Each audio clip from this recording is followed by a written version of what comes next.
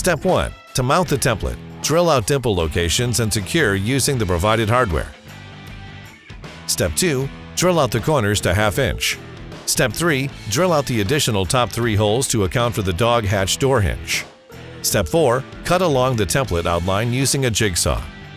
Step 5. Remove the template. Step 6. Connect the corners to the outline cuts with a jigsaw. Step 7. Smooth the edges with a file.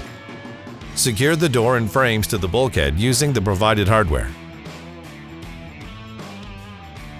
If you have any questions or need help, visit our website or contact customer service.